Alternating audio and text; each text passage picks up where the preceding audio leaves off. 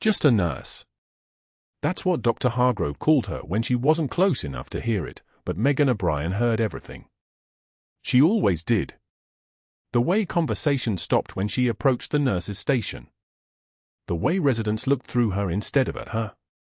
The way her name appeared on the schedule for every holiday, every overnight, every shift that punished the people no one wanted to fight for.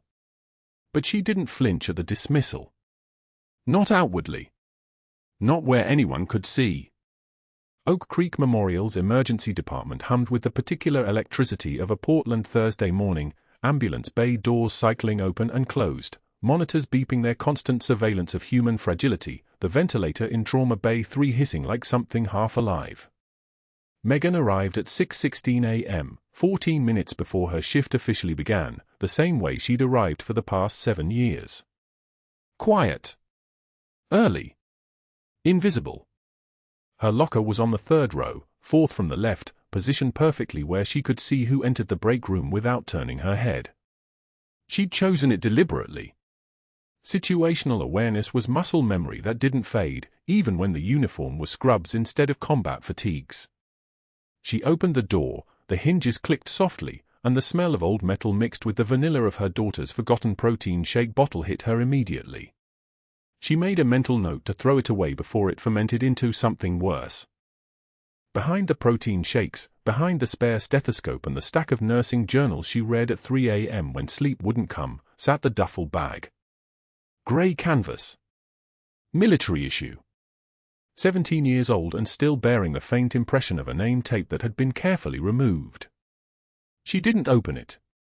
She never opened it anymore. But she knew what was inside. Combat boots. Size 9. Leather so dark it looked black in low light. Dirt still embedded in the creases from a place that officially didn't exist. A place where she'd been someone else. Someone the United States government had decided never to have been at all. She changed into her scrubs, navy blue with the Oak Creek logo embroidered small on the chest, and let the locker door swing shut. The sound was deliberate. Soft. Controlled. Everything about Megan O'Brien was controlled. The ER corridor stretched before her like a corridor she'd walked 1,000 times. Fluorescent lights cast everything in that particular shade of institutional gray that made living skin look cadaverous. She passed 3 residents checking their phones, 2 nurses changing 4 bags with the efficiency of people who'd done it so many times their hands moved independently of conscious thought, and 1 attending who'd worked there as long as she had without ever learning her first name. Dr. Marcus Hargrove arrived for morning rounds at 7:15 a.m. sharp. He moved through the emergency department like he owned it, which in a practical sense, he did. 15 years as the ER director had calcified his authority into something that felt immutable. His white coat was pristine. His tie cost more than Megan made in a week. He had the kind of jawline that suggested generations of private schools and country club memberships. His presence moved the air pressure in a room the way a storm front moves weather, everything adjusted around him, everyone shifted their weight, everyone became slightly smaller. Megan stood beside the central monitors, reviewing the overnight admissions. A 63-year-old with chest pain in Bay 2. A 19-year-old with a lacerated arm in Bay 4. A 71-year-old with possible sepsis in Bay 6. She'd already run the labs, reviewed the EKGs, and made the notes that would guide the day's treatment. She did this work the way she'd been trained to do everything, methodically, thoroughly, without requiring acknowledgement. Hargrove's rounds moved from bay to bay like a performance, his residents trailing behind him in hierarchical order, jotting notes, laughing at his jokes before the punchlines landed. Megan kept her head down, kept her movements efficient. She was attaching a new four bag to the sepsis patient when she heard it. A helicopter. UH-60M medevac inbound. The sound came from the rotor blades beating the air like a mechanical heartbeat, growing louder, closer, that particular vibration that made windows shimmer and made Megan's entire nervous system recognize danger without her consent. Her hand stilled for exactly 1/8 of a second. Just a pause. Just the briefest hesitation in motion. To anyone else it would have been nothing. To Hargrove, who was watching her with the intensity of someone looking for a reason to be disappointed, it was everything. She resumed the four, her hand steady again, but she'd been seen. The micro-expression registered on Hargrove's face like a teacher catching a student cheating. He turned to his residents with a smile that didn't touch his eyes. "Pressure response," he said, loud enough for the entire bay to hear. "Notice how some people startle? Some people aren't quite suited to the intensity of emergency medicine. Emotional reactivity compromises clinical judgment." The residents nodded dutifully. One of them glanced at Megan with something like pity. She didn't look up from the four line. She didn't correct him. She didn't explain that what he'd witnessed wasn't fear, it was recognition. The way your body remembered threats because your body had learned to survive them. She simply finished hanging the bag, checked the rate, and moved to the next patient. But something had shifted. Hargrove had found his angle. The morning continued in the controlled chaos that defined every morning at Oak Creek. 3 more ambulances arrived. A car accident victim with a fractured femur was brought to Trauma Bay 1. An elderly woman with a stroke was stabilized and prepped for transport to neurology. The sepsis patient's lactate came back at 6.2, dangerously elevated, and Megan initiated a sepsis protocol without being asked, drawing blood cultures before Hargrove had even finished evaluating the patient. She was competent. She was quick. She was the kind of nurse who noticed subtle changes in a patient's presentation before the vitals deteriorated to the point of crisis. She was also, in Hargrove's calculus, someone who operated with too much independence. Someone who didn't wait for permission. Someone who existed outside the carefully maintained hierarchy that kept people like him secure in their authority. By 10:19 a.m., most of the morning's traumas had been stabilized or transferred. The department hit that lull that came after crisis but before the afternoon surge. Megan was restocking the medication cart in Bay 3 when one of the other nurses, Diane, appeared in the doorway looking uncomfortable. "Megan?" Diane's voice carried the particular tone of someone delivering bad news. "Yeah? You need to check the break room." Dr. Hargrove posted something on the board. Megan didn't respond immediately. She finished arranging the 4 solutions in ascending order of concentration, the way they should be arranged, the way she always arranged them. Only then did she move toward the break room. The fluorescent lights hummed their endless mechanical hymn as she walked. The smell of stale coffee mixed with the antiseptic residue from someone's lunch containers. The air conditioning kicked in with a mechanical shudder. The board was on the east wall, where everyone could see it. The document was printed on official hospital letterhead. Her name was centered at the top in 12-point font. Dr. Marcus Hargrove's signature was at the bottom inning that had been signed with the confidence of someone who'd never been questioned. Formal written communication, it read.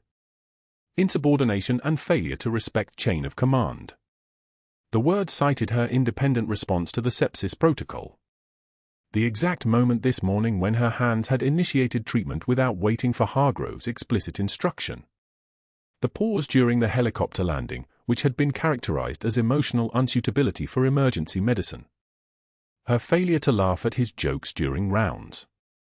Her failure to defer quickly enough to his expertise. It was a masterpiece of documentation. Nothing in it was technically false. Everything in it was weaponized context. Megan read the document with the same calm she'd developed over 17 years of keeping secrets that could destroy her. She read it once. Twice. She committed every word to memory. Then she turned and left the break room. The rest of the shift, things were different. When Megan entered the break room to grab coffee at noon, 2 nurses who'd been sitting at the table suddenly remembered they had charting to do. When she tried to join the conversation by the medications cart at 2 o'clock, the other staff member grabbed her supplies and moved to a different station. By 3 o'clock, it was clear. The isolation wasn't accidental. The isolation was strategic. It was deliberate. It was the thing that happened when someone had been marked as problematic, when the hierarchy had made clear that associating with her came with a cost. She'd experienced isolation before. She'd trained for it. She'd lived through it. But it was a different thing to encounter it in a place that was supposed to be a sanctuary. A place where she'd built an identity. A place where she'd hoped, once, to disappear into the ordinary. The shift ended at 7:27 p.m. Megan changed back into her street clothes, her movements precise and economical. She checked the locker one more time. The duffel bag was still there. Unchanged. Waiting. She had no idea what was about to walk through those emergency department doors in exactly 3 hours. The fluorescent lights buzzed overhead as Megan O'Brien moved through the morning rounds at Oak Creek Memorial, her clipboard tucked under one arm like a shield. She'd learned early that invisibility was a survival tactic. Keep your head down. Don't correct anyone. Don't make waves. Don't remind people that you exist. But invisibility had an expiration date, and hers was about to run out during rounds on the 4th floor. Dr. Hargrove stood at the foot of Mr. Chen's bed with the kind of posture that came from knowing the board president personally. 63 years old, silver hair styled like a news anchor, hands that had never saved a life through grit, only through the weight of his own authority. He held the chart like it was a weapon. Dilaudid for milligrams for every 4 hours, he announced to the residents circling him like planets. For the post-op pain. Clear. The residents nodded. The family, Mr. Chen's daughter and her husband, visiting from Seattle, watched from the corner, trusting. Trusting the doctor. Trusting the system. Trusting protocol. Megan's eyes caught the numbers on the chart. Mr. Chen, 84 years old, kidney function at 34%, stage 3 renal failure documented 3 days ago. The dilaudid dose was double what an 84-year-old with compromised kidneys could safely metabolize. The drug would accumulate. The metabolites would build. By day 3, his breathing would slow. By day 4, he'd be intubated. She didn't plan to speak. The rule was simple: shadow the doctors, verify the orders, shut up. But Mr. Chen's daughter was holding her father's hand, and somewhere in the machinery of Megan's chest, the part that had spent 12 years carrying wounded people through deserts on her shoulders, something wouldn't stay quiet. Doctor. One word. Soft. Not a challenge. Just a fact looking for permission to exist. Hargrove's eyes found her like a predator. Nurse O'Brien. You have something to add. His creatinine was 3.23 days ago. Dilaudid clearance in stage 3 renal failure. She paused. Not because she didn't know. Because she was giving him a door to walk through, a chance to catch his own mistake before she had to catch it for him. 2 milligrams would be safer. His kidneys can't handle 4. The resident's pen stopped moving. The silence had texture. Mr. Chen's daughter looked up from her father's hand, her face shifting from trust to uncertainty. Hargrove's jaw tightened. His face didn't redden yet, that would come later. Right now he was just calculating. Assessing. Deciding how to handle the woman who'd just suggested, in front of the residents and the family, that he might have made an error. When did you attend medical school? His voice was smooth as ice over a frozen lake. Perhaps you'd like to lead round since you clearly know better than a physician with 2 decades of experience. The residents looked at their shoes. The family looked away. And Megan took one measured breath, the kind you take before you move on an enemy position, before you know if you're coming back alive, and said quietly, I just want Mr. Chen to wake up tomorrow, doctor. One tear escaped. She didn't look away. She wiped it with the back of her hand, her eye still locked on his, and for 3 seconds they were the only 2 people in the room. He saw something in her composure that made his skin go cold. Not defiance. Not anger. Just absolute certainty. The certainty of someone who'd seen the cost of orders followed without question. Then Hargrove turned and left rounds. By afternoon, a printed notice had been posted on the unit board where everyone could see it. Disciplinary notice. M. O'Brien. Insubordination and failure to respect chain of command. Further violations will result in immediate termination. The handwriting was perfect. Institutional. Irrevocable. That same evening, in the break room during night shift, Megan sat at the corner table with a cup of coffee that had long since gone cold. She was alone. She'd been alone for 3 hours. Nurses would come in, grab their lunches, see her sitting there, and migrate toward the door without a word. Not hostile. Not even cold. Just absent. The way you'd walk past a piece of broken furniture you'd already decided to throw away. Kelly, one of the night shift nurses, came back once to refill her water bottle. She paused near the sink, her back to Megan, and spoke quietly enough that only Megan could hear, nothing personal, but Hargrove asked who was spending time with you. He said it could affect evaluations. Nothing personal. Nothing personal. The words that meant everything was personal. The words that meant the infection had spread. That staying near her was contagion. That friendship was a liability. 3 days later came the final strike. Shift change at the nurses' station. 7 p.m. The entire ER staff rotating, ICU nurses, emergency techs, residents, attending physicians, security, all moving through the central hub where the monitors glowed and the phones rang and information flowed like blood. 20 people minimum at any given moment. 20 witnesses. Megan was charting, documenting fluid intake for a post-op patient, her handwriting precise and methodical because a nurse's words were evidence and evidence could save lives. She didn't see Hargrove arrive with the chart. She only felt the temperature drop. Everyone. His voice was the volume of a man used to being listened to.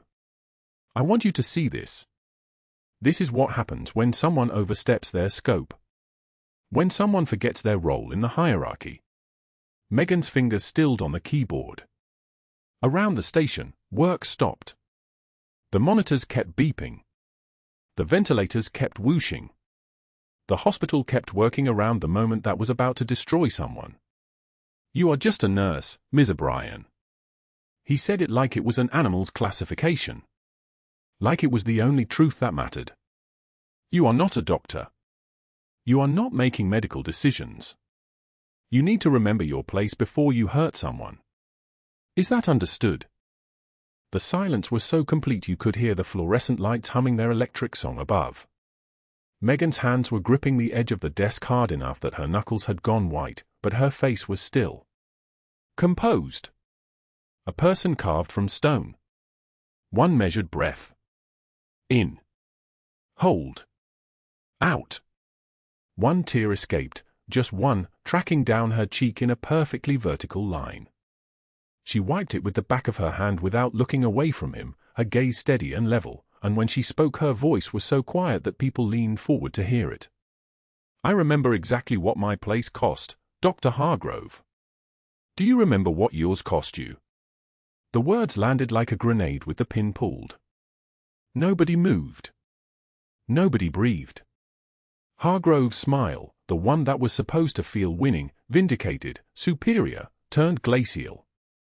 His eyes went dark in a way that meant he'd just understood that he'd struck something harder than himself and it hadn't broken. My office. Now. His voice had lost its showman quality. It was just command now. The command of someone used to obedience.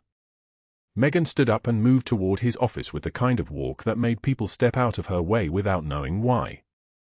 Over the next 2 weeks, Hargrove engineered her schedule like a general positioning troops. Thanksgiving shift. Christmas shift. New Year's Eve. Every holiday that mattered, Megan would be working the graveyard shift at Oak Creek Memorial while her 12-year-old daughter stayed with her elderly neighbor and learned that her mother's career meant more than their traditions. The shift rotations were technically legal. Technically within policy. But policy, wielded like this, was a weapon. He also moved her from days to nights, a routine reassignment that strategically removed her from the presence of senior staff and sympathetic supervisors. The message was clear, the attack would continue until something broke. Either she would quit, or she would be so isolated that nobody would notice or care when her employment was terminated for some manufactured violation. The nights were long at Oak Creek. Skeleton crew. Fewer eyes. Fewer witnesses to anything that happened. And that's when it came, the emergency call at 3 in the morning on a Tuesday that changed everything. Multi-vehicle collision on Interstate 84. 5 critical patients inbound. Maybe 6. The ER erupted into controlled chaos, the kind of dance that hospitals practiced but never quite got used to. Trauma bays filling. Surgeons being paged. Blood bank called. Megan moved through it all with muscle memory, her hands knowing what to do because her hands had done this before in places that didn't exist on any map. The 6th patient arrived on a stretcher, unconscious, stable vitals, the triage tag reading, Colonel, United States Air Force. No name yet. No identification beyond rank. Just a man somewhere in his late 40s, dark hair, the kind of face that had seen hard things and paid the price for them. Megan took his vitals. BP 128/82. Heart rate 94. Oxygen sat 97 on 2 liters. All stable. All reassuring.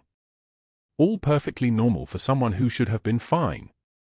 But when his eyes fluttered open for just a second, half a blink, not even consciousness, just a reflex, she saw something that made her breath catch. The color of his eyes. Deep brown. The same deep brown she'd seen 20 years ago in a 7-year-old boy's face. A child covered in dust and blood, screaming in Pashto while mortars turned the school to rubble. A child she'd carried. A child she'd carried 3 miles through enemy fire, his weight against her body the only thing that mattered, his heartbeat against her chest the only vital sign that meant anything. But that was impossible. That boy would be in Afghanistan. That boy would be dead, or grown into some version of alive that didn't involve an Air Force uniform. That boy wouldn't be here. That boy couldn't be here. She checked his pupils. She checked his chart. She documented his arrival with the precision that kept patients alive and evidence uncorrupted.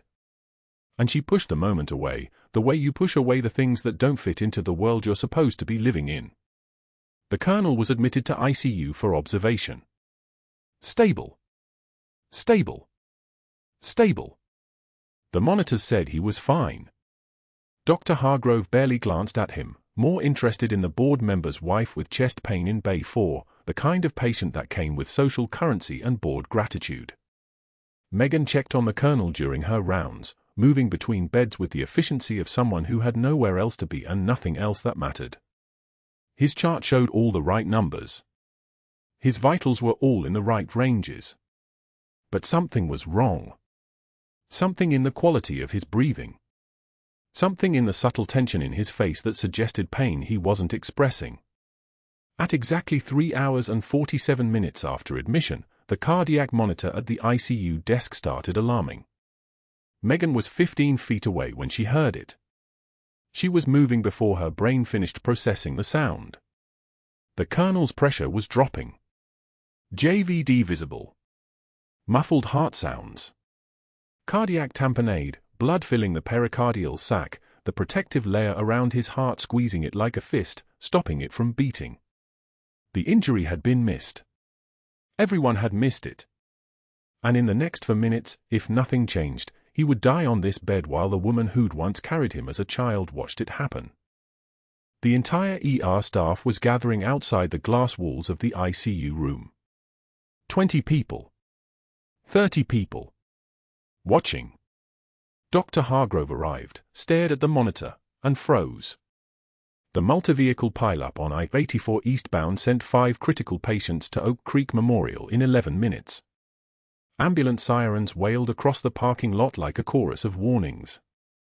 The trauma bay doors burst open and the scene fractured into controlled violence, gurneys screaming toward operating rooms, voices calling out vitals, blood pooling under wheels. Megan was already moving before the overhead announcement finished. Level 1 activation. Trauma Bay 1, 2, 3, and for flooded with personnel.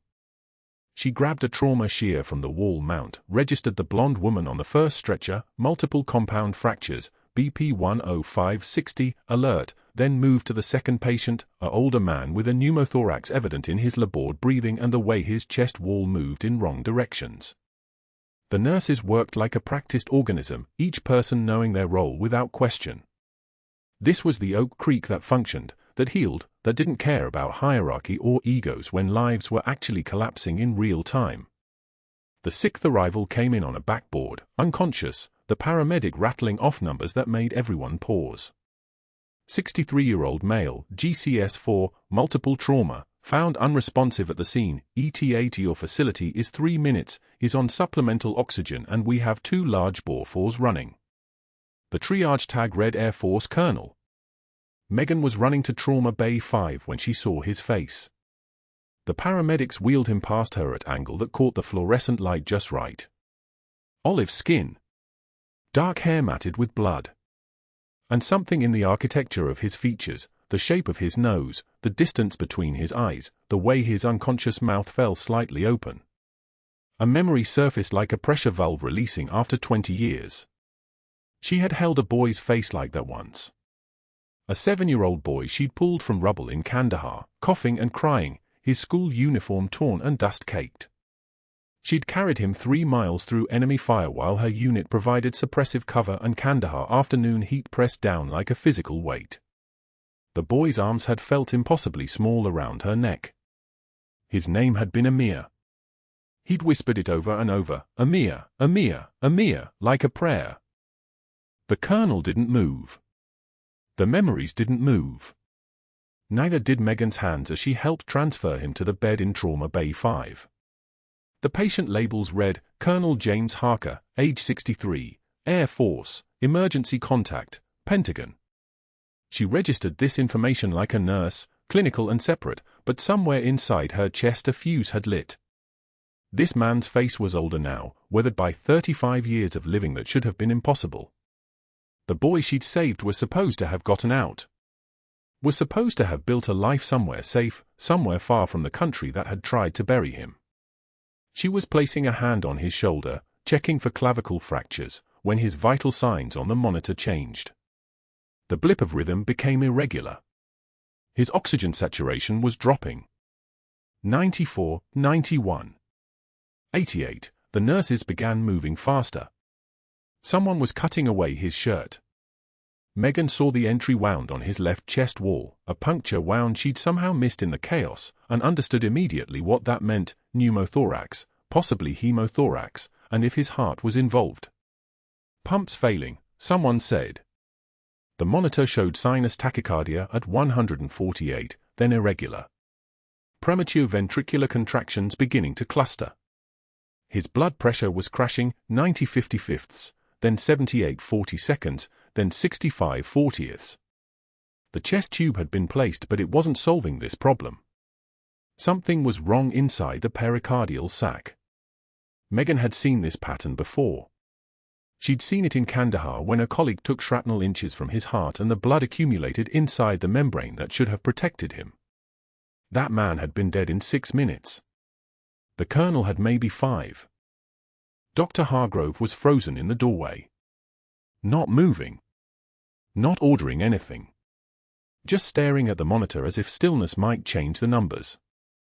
Megan reached past him without a word and grabbed the pericardiocentesis kit from the emergency crash cart. The sterile tray contained a 14-gauge angiocath needle, a syringe, an EKG lead, antiseptic swabs. She opened the kit with hands that felt like they belonged to someone else, someone she'd been before Oak Creek, before the retraining, before she'd learned to speak softly and ask for permission. "What are you doing?" Hargrove's voice cracked. "You can't, that's a physician procedure." Megan didn't answer. She was already prepping the colonel's skin, finding the angle of approach just below the xiphoid process where the pericardial sac sat against the heart. 45-degree angle toward the left shoulder. Her muscle memory had not atrophied. Her hands had not forgotten. The EKG lead was attached to the needle so she would know the instant the metal touched myocardium. That contact would register as a specific pattern, ST elevation. She would feel it before she saw it. Pain is information. Data. Her team had taught her that in the mountains. "Megan, I'm ordering you to step back." Hargrove was saying it but not moving. The entire trauma bay had paused. Through the glass partition, she could see the nursing staff from the rest of the unit crowding at the observation window. Residents with their phones already out. The charge nurse from ICU craning to get a better angle. Everyone watching a nurse violate protocol because a doctor was failing to act and a patient was moving toward cardiac arrest measured in seconds. The needle advanced. Skin, then the thin resistance of the pericardial membrane. The EKG tracing on the monitor didn't change. Good, no heart contact yet. She angled slightly more toward the left ventricle and felt the subtle give that meant she was through. Dark blood immediately filled the syringe. Not bright red. Dark. Venous blood mixing with pericardial fluid, which meant internal bleeding, which meant someone had missed an injury during the initial trauma assessment. She drew back steadily. 50 cubic centimeters, 100 cubic centimeters, 150 cubic centimeters. The pressure that had been crushing his heart was being released with each pull of the plunger. The monitors responded. His oxygen saturation climbed, 82, then 87, then 91. His blood pressure started crawling upward, 70 45ths, then 78 50ths, then 85 55ths. The heart rate normalized from 148 to 118 to 104. Sinus rhythm was restoring itself. She was still drawing back when the syringe held 200 cubic centimeters of dark fluid and his pressure stabilized at 95 60ths, not perfect, but sustainable. Not dead. Megan withdrew the needle with controlled precision, maintained pressure at the puncture site with a gauze pad, and only then did she raise her eyes. The room had gone entirely silent except for the sound of oxygen flowing and the steady beep, beep, beep of a heart returning to normal rhythm. Through the glass, every face was watching her hands. Watching the way she'd moved like someone trained for exactly this moment. Like someone who had been somewhere that didn't exist on any public record. The colonel gasped. His eyes opened. They were grey-blue, like winter light on water, and for a moment, just a moment, he focused on her face and something flickered in his expression. Recognition. Confusion. The weight of memory meeting the impossible present. His mouth moved but no sound came out. He tried to raise his hand and she gently pressed it back to the bed. Rest now, she said, and her voice had changed. There was something in it that made everyone listen. Something that carried weight from somewhere far away. Dr. Hargrove was already walking toward the door. His phone was already in his hand. "Get me the board president," she heard him say in the hallway, his voice tight and sharp as a blade. "I don't care if he's at lunch. There's a situation." "No." "Yes." "A catastrophic one." The colonel's hand found her wrist. His grip was weak but insistent. His eyes held the kind of intensity that belonged to someone waking from a dream that had lasted decades. She felt the recognition in that grip, but something was impossible about it. A boy couldn't become a man overnight. A ghost couldn't have a life. The Pentagon's computer didn't have room for people who were supposed to have died in Kandahar. The badge hanging from her neck suddenly felt heavy. Heavier than it had ever felt. Heavy enough to anchor her to the ground. What happened next would be recorded on security footage, documented in the hospital records, and whispered about in break rooms and locker rooms for years to come, not because it was medically complicated, but because it marked the precise moment when someone standing at the edge of invisibility stepped directly into the light. The board president took Hargrove's call during lunch. 3 minutes. That's all it took for the director of emergency medicine to establish a narrative that spread through administrative channels like sepsis through a bloodstream. That nurse performed a surgical procedure without physician authorization, he said, his voice carrying the practiced concern of a man protecting institutional liability. "I'm concerned about her credentials. I'm launching a full investigation." By 1:51 p.m., Hargrove had already made the first call to St. Mary's in Sacramento. The number he dialed connected to a general line that routed to a sealed federal database. The receptionist who answered wasn't a receptionist.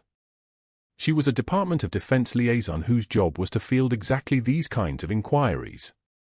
When Hargrove asked about employment records for a Megan O'Brien, the woman's voice became ice. I have no information on file, doctor. That record does not exist in our system. Click. The disconnect was deliberate.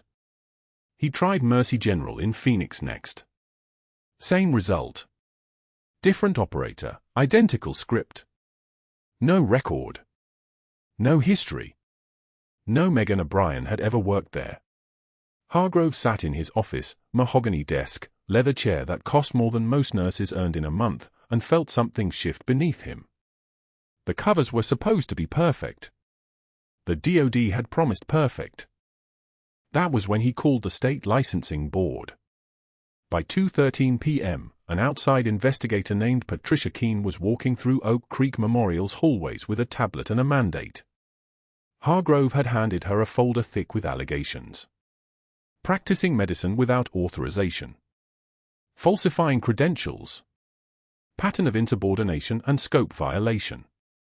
Keene was good at her job, 17 years investigating license fraud, the kind of woman who could smell deception the way a shark smells blood in open water. She pulled files. She reviewed documentation. And she found exactly what Hargrove wanted her to find: gaps. Inconsistencies. A timeline that didn't quite align. On paper, Megan O'Brien looked like a fraud. The report was filed with the Oregon Health and Science Board by 4:15 p.m. 3 hours after Hargrove's first call to administration. Megan was finishing her charting at the nurse's station when the unit secretary wouldn't meet her eyes. Dr. Hargrove wants to see you. Security's waiting. The words came out small, apologetic, the way you deliver bad news you didn't create but have to witness.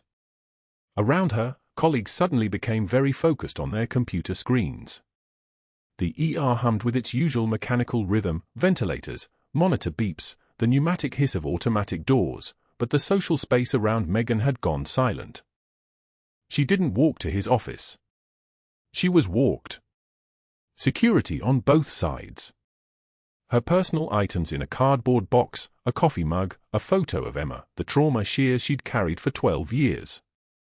The ones with the call sign engraved on the handle that no one could read but her. The walk through the ER felt designed for maximum exposure, maximum shame.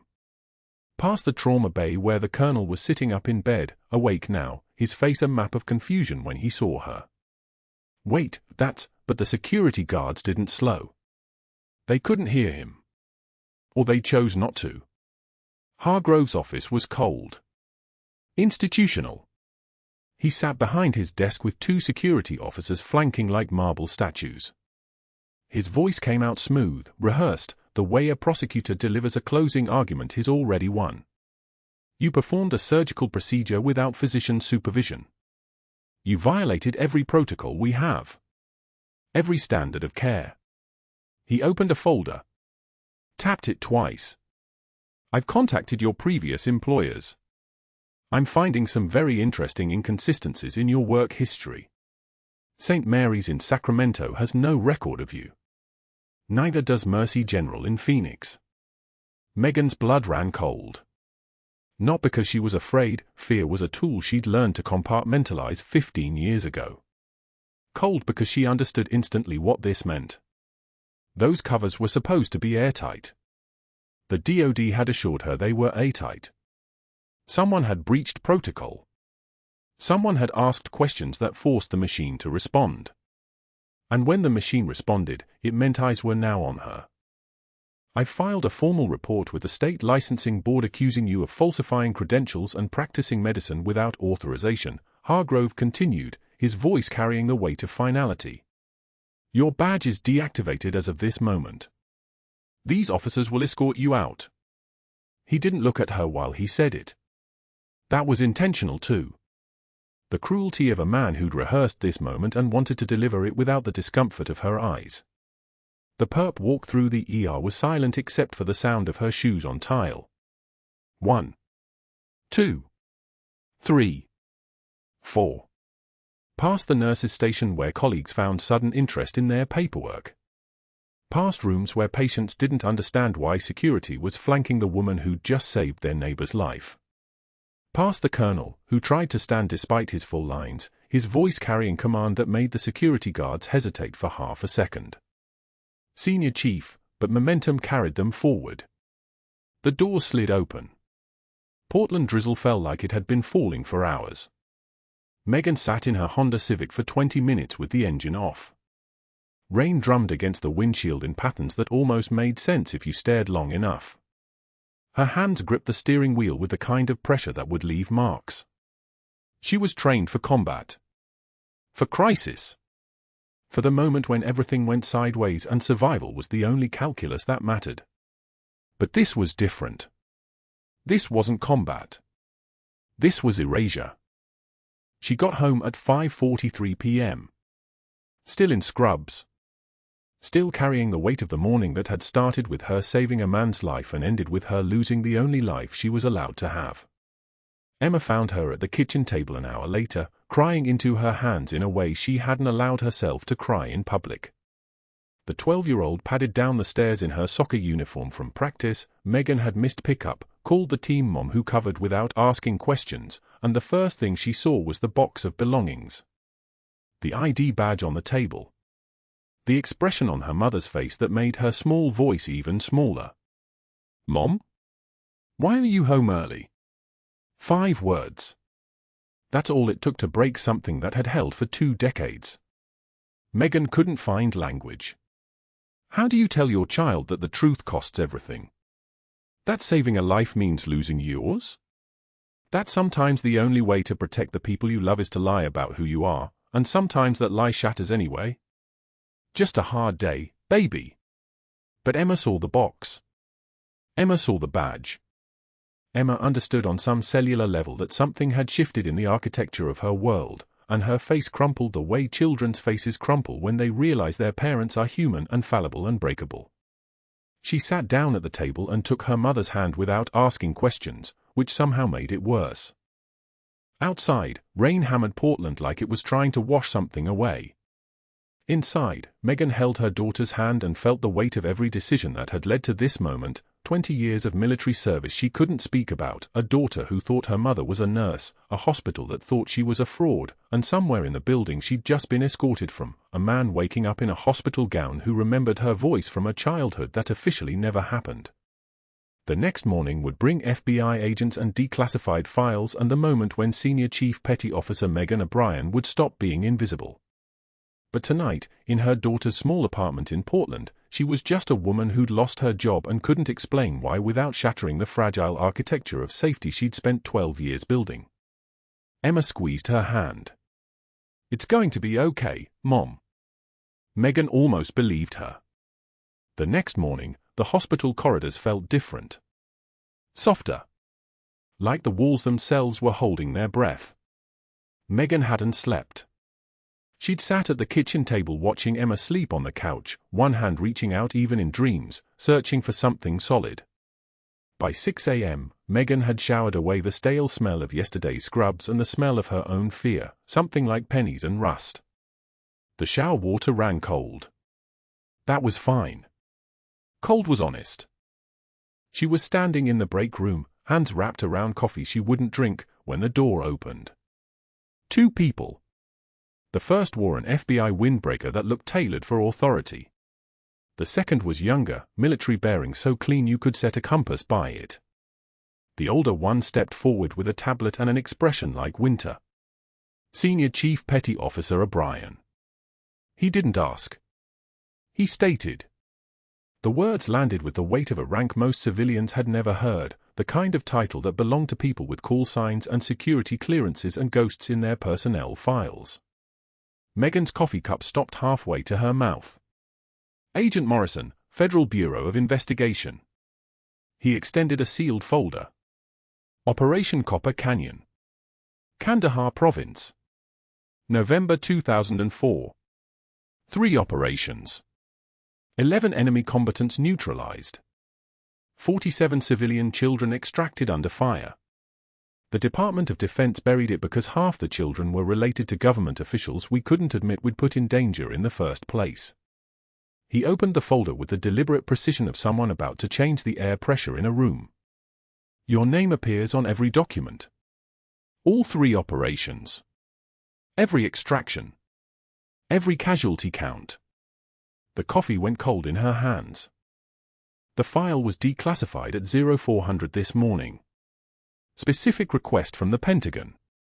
Morrison's eyes held something like respect. There's someone who wants to see you.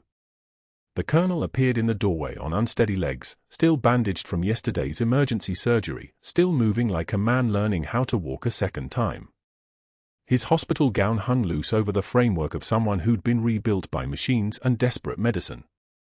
When he saw Megan's face, his jaw tightened. His eyes went wet. Senior Chief Petty Officer O'Brien. Those words came out like a salute delivered with the voice instead of the hands. Like recognition. Like homecoming. I was 7 years old. You carried me 3 miles through enemy fire. You sang to me in Pashto. You told me I was going to be a pilot. You told me my name meant something. His voice cracked. I became a pilot. Then I became a colonel. I became a man who could save other lives because you saved mine first. The room went so quiet you could hear the fluorescent lights hum their mechanical prayer. A SEAL team leader entered behind the colonel, mid-50s, scars like a biography written in raised tissue, the kind of presence that made lesser people unconsciously step backward. He wore his uniform like a second skin, and when he spoke, his voice came out the way engines sound when they're running clean and cold and perfectly maintained. I was your team leader, Senior Chief. Op Copper Canyon, Bravo Team. He produced a second tablet. Images of medals, decorations, official citations in files that shouldn't exist. Bronze Star. He paused. The words arrived like drumbeats. Silver Star. Another breath. Another Silver Star. The room held its air. Purple Heart with 3 clusters. Silence deepened. And a Navy Cross. For actions in direct support of civilian evacuation under active hostile fire resulting in the preservation of 47 lives, 12 of which were children under the age of 12. Megan didn't move. Her hands held the cold coffee cup like an anchor. That was when Morrison turned to face the break room door, where Dr. Hargrove had appeared, drawn by the FBI vehicles in the parking lot, by rumors moving through the hospital like electricity-seeking ground. His face still carried the expression of a man who believed his board connections were armor. Morrison's voice dropped an octave. The temperature in the room changed. Doctor, you contacted Senior Chief O'Brien's references. Those contact numbers you dialed belong to sealed federal databases established by the Department of Defense. Accessing them without authorization is a felony under 18 U.S.C. 1030, unauthorized access to protected government information. Morrison held up the tablet. We've been monitoring those files for 20 years waiting for someone to trip the alarm. The server logs show you accessed DOD personnel records at 3:47 p.m. yesterday. Using hospital credentials. Hargrove's face drained of color in real time. The coffee cup in his hand trembled, actual trembling, the kind that comes when your entire calculation of the world shifts in a single second. I was just verifying employment. Standard HR practice. His voice sounded smaller. Younger. Like it was being played backward. Morrison held up the tablet showing the access log. 3:47 p.m. The timestamp was a nail. The server verification was the hammer. You're the first. Morrison's voice carried no triumph, just fact. The first person to access those files since they were classified. We have your keystrokes. Your IP address. Your hospital login. Everything. 2 more agents appeared in the doorway, positioned the same way security had flanked Megan yesterday, the symmetry so perfect it felt choreographed. You have the right to remain silent. Anything you say can and will be used against you in a court of law. You have the right to an attorney. The handcuffs clicked onto Hargrove's wrists like the sound of dominoes falling in slow motion. His face moved through shock, denial, rage, and then something worse, the moment when understanding arrives that his power had been an illusion, a projection, a story he'd told himself that was never actually true. The perp walk began. Hargrove's hands cuffed in front of him, walking the same corridors where Megan had walked yesterday with security flanking her, but this time the watching was different. The nurses didn't look away. They stared. Some of them, the ones who'd followed his orders, who'd whispered about just a nurse in break rooms, some of them looked at Megan. Really looked at her. Like they were recalibrating. Hargrove passed the nurse's station where he'd dressed Megan down in front of 20 colleagues. The staff froze mid-charting, mid-conversation, mid-breathing. He walked past patient rooms. Families paused their conversations. Monitors kept their rhythm. The world didn't stop for him. That was the worst part. The world kept going. It didn't even slow down. Through the ER bay he went. Paramedics mid-report about a new admission stepped back. One resident whispered something that might have been a prayer or might have been an oath. The stretcher wheels squeaked. The ventilators wheezed. The defibrillator pad sat charging in the corner. Everything continued. Everything that mattered continued without him. Hargrove's wife was in the lobby when he was escorted to the FBI vehicle. She arrived in time to see her husband in handcuffs being placed in the back seat, saw the news vans pulling up with their satellite trucks already extending toward the sky like predators sniffing blood on the wind. She turned and walked back out to her car without entering the hospital. She didn't run. She just left. The calculation of her own survival apparently made suddenly clear. The hospital's board president, Gordon Mitchell, 63, $800 suit, the kind of man who measured success in property and power, arrived an hour later. He saw the news crews. He saw the parking lot filling with media. He saw the inevitability of institutional damage settling over Oak Creek Memorial like snow. By noon, the hospital had released a statement about an ongoing federal investigation and complete cooperation with all authorities. The board president had already begun calculating which version of events would damage his personal reputation least. Distance himself or sink with the ship. The mathematics of survival was unambiguous. Hargrove's phone stopped ringing by 2 p.m. Colleagues he'd cultivated for 20 years suddenly had prior commitments. The golf club membership was quietly cancelled. Federal prosecutors had no interest in negotiation. Accessing classified military databases to destroy a decorated veteran's cover identity didn't poll well, and Hargrove's background was suddenly radioactive. His attorney appeared on courthouse steps that evening claiming misunderstandings and a prosecutorial overreach, but the video of a handcuffed man in a hospital ER had already gone viral. By the 6 o'clock news, Hargrove was a cautionary tale. By the 11 o'clock news, he was a footnote.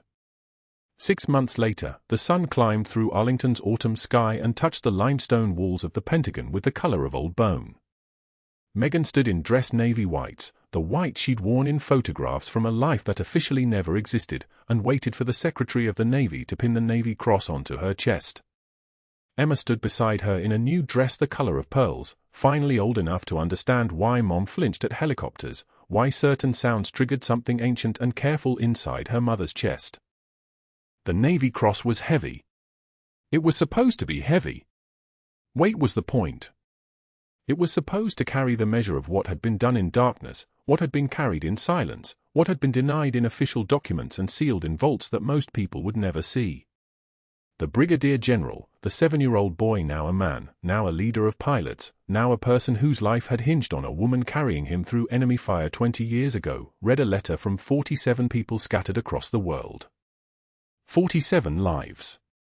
Doctors. Teachers. Engineers. Artists. A pediatrician in Stockholm. A journalist in Mumbai. A farmer in Iowa. A girl who'd become a physicist and was working on neural imaging technology that would help stroke patients recover faster. 12 of them sent photographs of their own children. One note read, "I taught my daughter your name. I told her you were why she exists." Megan didn't cry. Composure was its own language, and she spoke it fluently.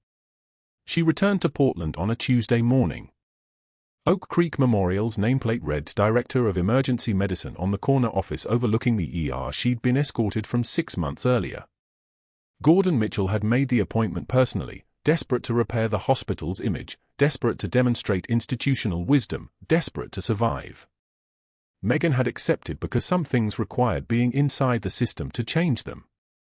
On her office desk sat the pair of worn combat boots that no longer needed to hide, positioned like bookends beside the framed photograph of Emma at the Pentagon ceremony.